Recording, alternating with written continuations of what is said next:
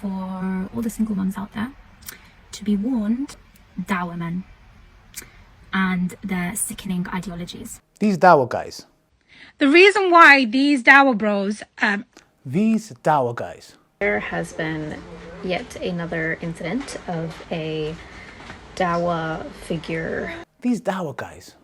Let me share with you guys why do I have a deep problem with the Dawah boys on social media.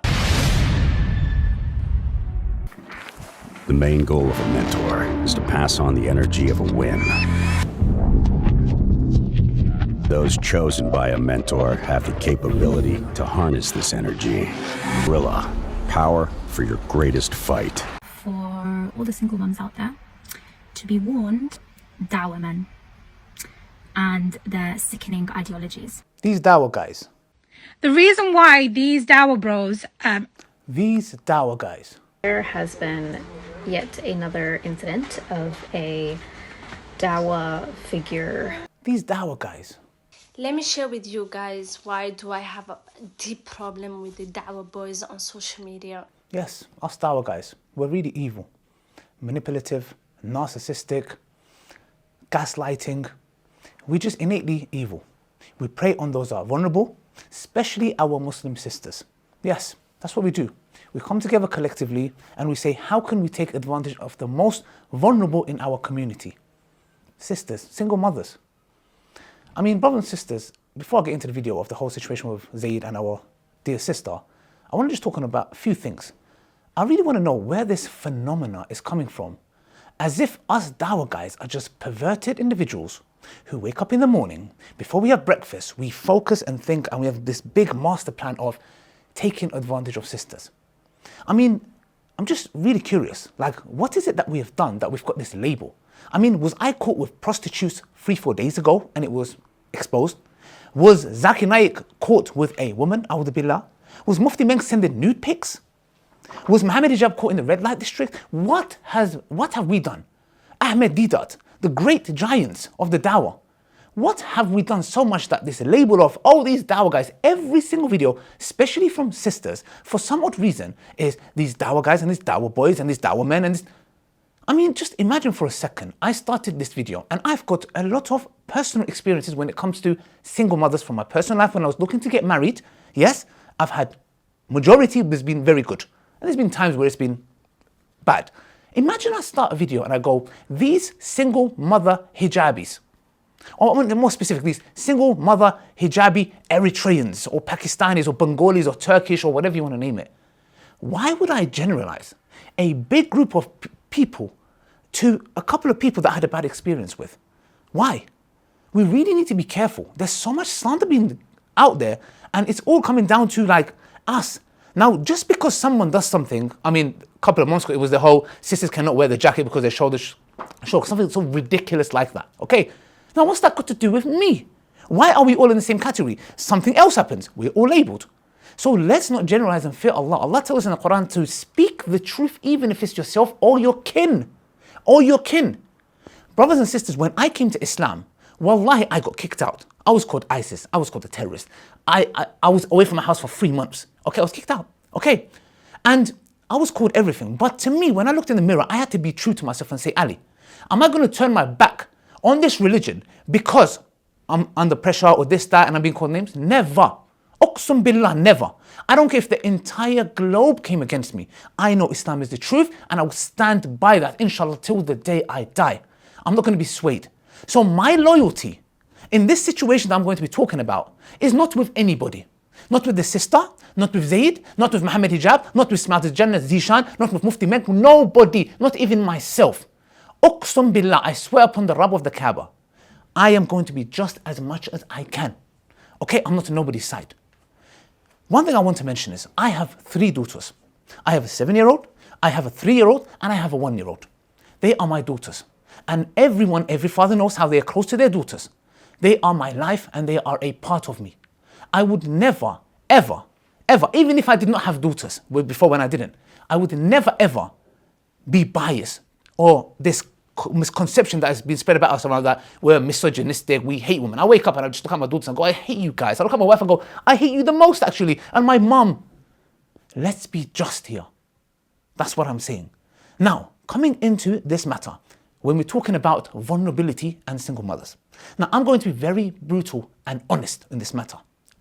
And I've done this a long time ago. 9 to 10 years ago, me and Aki Ayman done a video about single mothers because he was married to a single mother. I had a show called The Reality Show. And the video is that you can watch it for yourself. 9, 10 years ago, I was talking about this. I was doing PSAs 9, 10 years ago. How single mothers are looked down upon, especially in the Asian community. I've spoken about this in the Bitter Truth show as well. How they're looked down upon as if they are less worthy, they have nothing to offer, they are trash, they are used goods. I have spoken about this 9, 10 years ago. So nobody can dare to come and talk to me about, oh, this, that, or whatever.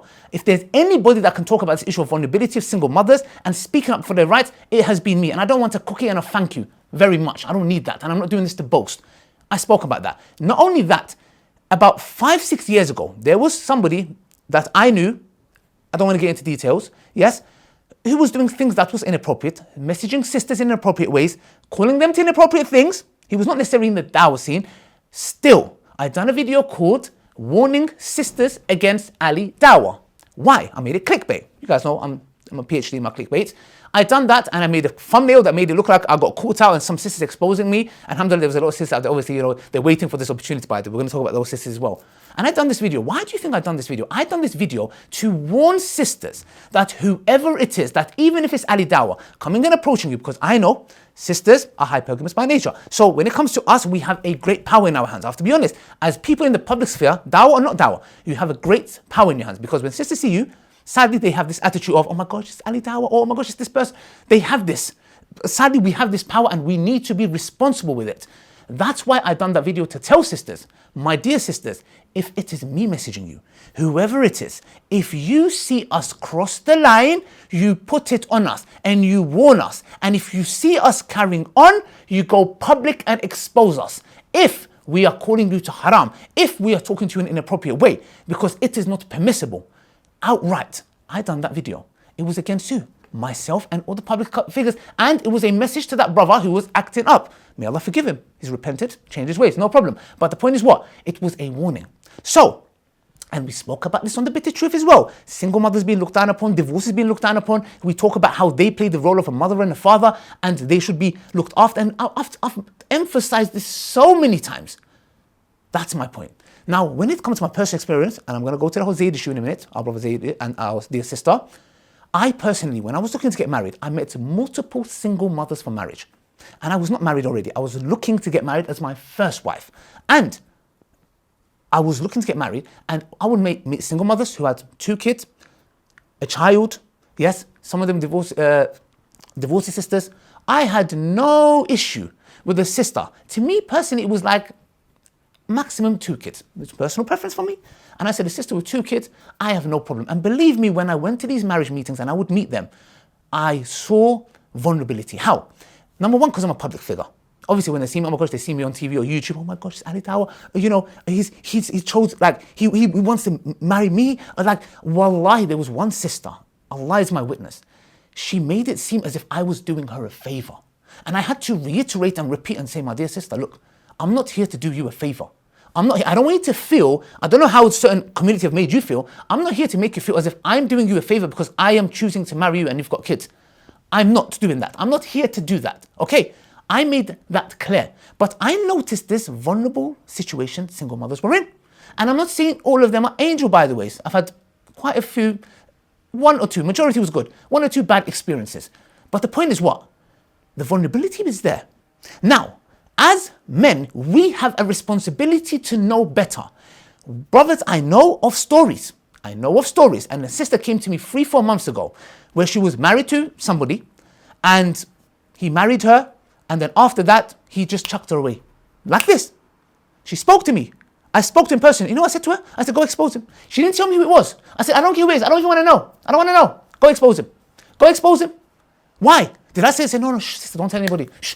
No. Did he do that to you? Yes, I've heard your side. I don't know who he is. I can't even ask for his side. If he did that to you truly, and he's made you feel like this, go public. Not only that, I even said to her, let's do a video, I will interview you. Go public. Why? Is my loyalty with Dawah? Dawah, guys? No, I don't give a damn, man. I don't care who you are. My loyalty is Allah and His Messenger. So that is there. We as men need to know better. So, and I'm saying, by the way, I know some stories of brothers who have married single mothers, and these single mothers have lied, and it's gone pear-shaped. So brothers, don't look at single mothers as like, oh, they are absolutely innocent. No, be careful, be wary. Single mothers, be wary of brothers. Brothers, let there be that thing there. No problem, we have to be cautious. You have to tie your camel. So, the point I'm saying is, there is vulnerability on that side.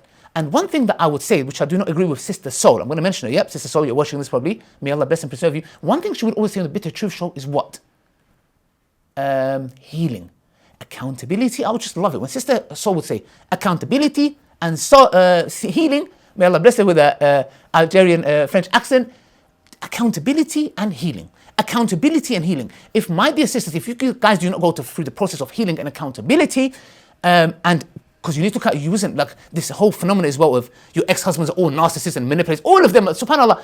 When I speak to majority of single mothers who come to me, for some odd reason, all of their ex-husbands are like that. Sometimes there has to be accountability. There has to be healing. Once you do the healing, then you can get out the zone of thinking, oh my gosh, I'm less worthy. No, you're not. You're a Muslim woman. Allah subhanahu wa ta'ala has honored you. Allah has honored you, and you should not settle, but you should also be realistic on your expectations as well. This goes both ways.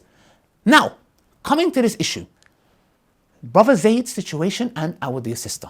May Allah subhanahu wa ta'ala bless and preserve them both. May Allah protect and preserve their honor, both of them. It is the duty of a Muslim to defend the honor of where it is. And if they are wrong, it's to call them to account. And this is what we do. If somebody crosses the boundaries of the Sharia, we will call them out. And if they don't, we will defend them till the death of us. I don't care who it is. Sister, single mother, brother, I don't care who it is. We will defend their honor.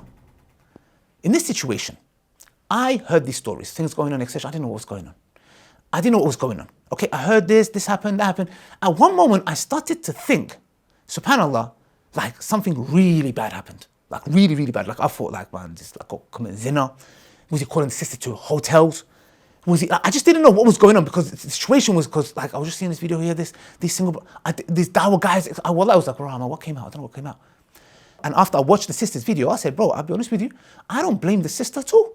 For her to feel how she felt, I don't blame her. Like the choice of words you used, the way you came across, bro. I understand. Look, I'm a man. I've been in this situation, bro. It was peak. When I was new to Islam and I was not married for 3 years, coming from a Jahiliyyah, looking to get married, and it's difficult to get married. It was peak. It was peak, bro. Believe me, I've been where you at. I understand. I hear you. But, bro, the way you approached it, the way you made her feel, yes, was wrong, and she deserves an apology. And Brother Zayd will do that apology, inshallah. However, there is context. Now, we need to cut things in context, because I was under the assumption that Brother Zayd proposed to her. Now, let's listen to the voice notes, because I listened to it a couple of times, and I noticed a specific pattern. Now, let's just listen to it ourselves, inshallah. So obviously this is an amana between us and Allah subhanahu wa ta'ala, but it's just a query, which is, long story short, due to my situation, I'm not married yet, by the way. I've never been married. However, as you can understand as a man, this is very difficult, especially in the time of fitna that we live in, even especially considering my social media and the fitna of that. And obviously coming from a cultural family, as do a lot of people, the typical traditional marriage is very difficult sometimes to find that person. The families get together, there's a, walima, blah, blah, blah. It's the woman's first time getting married, and the same for the man, traditional marriage from two essentially virgins. But my question is, and query is, I was thinking that since I'm struggling to find the woman, or a woman for marriage, as a sort of first wife that I would call a traditional wife, that my family meets and they go over houses and then there's in-laws and all this typical stuff, I was thinking in the meantime, until I find that, because it's quite difficult to find what I'm looking for, what my family would be happy with, I was thinking to just marry someone else in the meantime. And the option that I was thinking of was someone like a single mother, for the following reasons. One is that, she's been married before, she already has children, so her expectations of her husband might not necessarily be as much as a virgin woman. And two, I think she would probably understand my situation and, what I'm looking for. Does that make sense? And would probably be supportive of it, perhaps, or cooperative in it. And she probably wouldn't be as interested as, a virgin girl in getting to know the family and in-laws and all this stuff, because she's already been through it.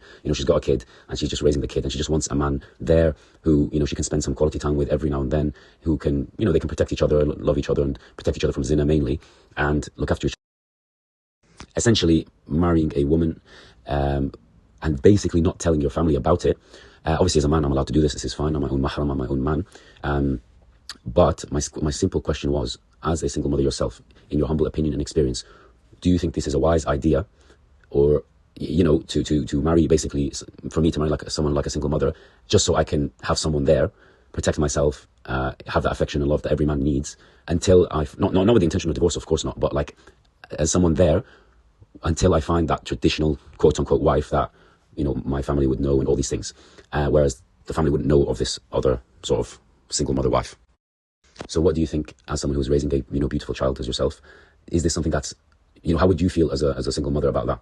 I'm not talking about you specifically, I mean just single mothers in general. If a man came with this idea to you, what would you think? Would you be cooperative? Would you be like, no, of course not? Would you understand the situation? Would you tell him no, just be patient even more and go find that first wife, traditional wife, blah blah blah? Or, what do you think? What would you advise? Just bearing in mind that I'm a man, I'm 27 now. Obviously, as you understand, that a man it's much more difficult for a man to maintain, and to control themselves from that aspect physiologically, 20 times more than a woman. So, it's getting very difficult at the moment. So please let me know, inshallah, may Allah bless you. And this is an amana between us. So now, guys, if you've heard it, he's talking on the third person. Do you think he's basically, when I listened to it, I was like, hold on a second, you didn't propose to her. I said, then where's this rumor going around as if you proposed to her? He's like, well, no, I didn't. This is what happened. A sister, after Zayd done Hajj, a sister who's a single mother proposed to Zayd for marriage. And he was considering this. And I'll have the receipts in front of you. There you guys. Okay. All right. And I'm just giving context, by the way. Before guys like, oh, here we go, he's defending. I'm not defending no one. I'm bringing context because there are people accusing Zayd of calling her to mutazila marriage. A'udhu billah. Let's be just. Let's be just here. What he did and how he done it was wrong, and he should apologize for making that sister feel like that. However, Zayd has approached this sister. I don't know the sister's name. May Allah bless and preserve her. And he's asking her for a nasiyah. And he's saying this is an amana. So he's come to her, which is the most naive, awkwardly naive thing I've ever seen in my life. I told you, it's so awkwardly naive, bro. And then he's messaging her and saying, I am planning on the thing, traditional wife, till then, etc. But one thing you notice, he does not say, I want to marry this sister, not her. He's asking for nasiyah on behalf of the other sister that proposed to him. So he's saying, do you think it's the right thing to do? So now the sister has a right to be offended in the message and tell him, brother, and give him nasiyah. Put him in his place, stick it on him, no problem. The brother has come to you, my dear sister, which I believe this is a mistake you made, as it was an amana. Now you broke that amana, no problem. I'm not going to come and say to you, it was wrong. However, my dear sister, he's come to you, asking you, and I know you feel offended on behalf of other sisters of single mothers because of his conditions or whatever for that matter, yeah? But he does not say he wants to temporarily marry. He's saying he wants to find the second wife first, which is going to be his first wife, then become his second wife, okay? And then he's going to stay married to her, etc. Okay? Now, looking at this is called misyar marriage. What is misyar marriage? Misyar marriage is at the discretion of the woman. So the woman has the right to say, I forgo my rights. I choose to. She can say by night, financially, whatever. It's at her discretion. She can let go of her rights. Now, this is not for every sister, and sis can feel offended. That's fine and good. But a sister who doesn't mind being in that situation, for the sister who proposed to him, etc., you cannot blame her and make her feel like she is, not getting her worth, or whatever that matter. It is between two adults. If they want to do that, that's at their discretion. But if we're looking at the thing, there was nothing haram done. Please bring me evidence from the Quran and Sunnah if the proposal was haram. Was it offensive? Yes. Was it made to seem like she is less worthy? Yes. But the amana was there. And I want to put you guys and put yourself in this situation. If a sister messaged me as a married man and said, Brother Ali, there is, for example, asking me for nasiyah. I want to ask you for some nasiyah. Please, this is an amana between us and you. No problem, sister. What's the question? There is a brother. I'm in a financial difficult situation. I've got 2 kids and I don't really like him. It's not my liking, but I fear zina for myself, and financially he's a rich guy. I don't, financially I'm not in a good place. I want to marry him. Now, in this situation, you would see that she is basically kind of taking opportunity of him. He's kind of in a vulnerable situation. She wants to marry him. Now, I would personally say, my dear sister, if you don't have attraction to him, if you don't like him like that, I wouldn't advise you to do that. However, I would feel offended. I would like, you know what? I mean, the fact that you want to marry him for his, money, and, you want to protect yourself from zina, okay, it's an honorable thing, I understand. I would be a bit tasteful. Now, imagine if I broke the amana and I went public, I just want you guys to understand, I'm not blaming the sister, but just put yourself in the shoe. If I went to public and I exposed and smashed and I said, this sister just messaged me, I'm warning everyone against these kind of sisters who are using men as a cash machine, gold diggers, what would you sisters say? Would you sisters not come to me and say, oh my gosh, she messaged you privately. It was an amana. Yes, maybe what she done was wrong. Wanting to marry the guy for gold digging or whatever, to protect herself from zina or whatever, that's not necessarily wrong. But you did not have to go public. Why are you putting her on blast for? She was in a vulnerable state. You will do everything in your power to defend that sister. Yes? And I would say, you know what? That's valid. Now, how has Zayd become a predator? I really want to understand. He's coming there naively and telling you the blueprint of what he thinks is good to do. And he's coming to you as a single mother out of everybody for that matter. Because you're a single mother, you're going to be more offended. And he's telling you, shall I do this? My dear sister, all you had to do was tell him and put him in his place and say, what you're doing is wrong. You shouldn't do it. Single mothers are etc. Give him the seat and pack him and do a general video. And if you did a video generally without mentioning his name, I would have shared that video, no problem. Because I know there are men out there who take advantage of vulnerable sisters. I do. But the point is what? The point is that people are now turning this into a muta marriage, zina, he's this, he should be warned, dawah guys, all of them. A'udhu billah. This is disgusting. Don't generalize everyone. Do not generalize everyone. My matter in this is that Brother Zayd should apologize for making the sister feel in that way, less worthy, that, whatever it's for that matter. No problem. The sister felt offended, no problem. However, mistyar marriage is totally valid. And it is at the discretion of a woman. And let me tell you, my dear sisters, a hint why men are going down this route of having secret second wives, which we've done a whole show about. And people think I just done it for the sake of it. Because of their first wives. Blunt to the point, and I've said this before. Because of the pressure of the first wife, because we as men are polygamous by nature, I do not care how much you hate that. I do not care how much you're going to attack me. I will speak the truth. I do not need your thank you. I do not need your applause. I don't care about you talking bad about it. I don't care. As long as it's the haqq. Men, Muslim men are polygamous by nature. And I know so many who are getting secret second wives. Why?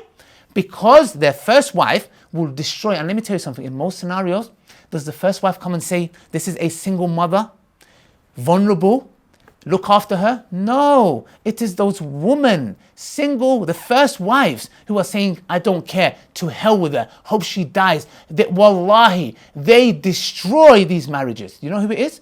It is the first wives destroying it. Even if they marry somebody who's not a single mother.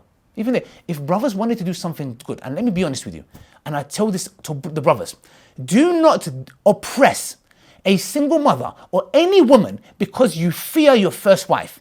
Do not. Give them their rights. Give them their due rights. Look after them. You have to marry them. Even if it's misyad, you've seen them, you've agreed to 2 days, 3 days, whatever for that matter. You have to love them. You have to treat them there like your wife, not like some side chick. Islam has come to protect, polygamy has come to defend the right of the woman. You look after her, you cherish her, you take care of her, you treat their kids as much as like your kids to the best of your ability. I'm not saying you must love them like their own father loves them, no. But do not, at the cost of your first wife, fearing your first wife, that you now oppress. And my dear sisters, I've said this before and I'll finish on this note. Ask for a decent mahr and have a proper guardian that cares about you. Not some next waste man who's just going to be there and be like, yeah, go get... No, have a proper guardian and ask for a decent mahr. These are the two things that will protect you against men who are preying on vulnerable women. And my brothers, do not look at every woman, single mother or not, and see as if they are just, miskin. Trust me, I know some horror stories, so be careful yourselves as well. I'm not going to make this about, all sisters are vulnerable. No, they are not. Oh, believe me, they are not. And that's all I want to say. Anything I said bad is from shaitan and myself. Anything good is from Allah subhanahu wa ta'ala. Hope this has clarified it. And Zayd, inshallah, will come out with an apology, which he rightly should do so. And I will leave this matter. Hopefully I haven't forgot about anything, etc. Alhamdulillah. Assalamu alaikum wa rahmatullahi wa barakatuh.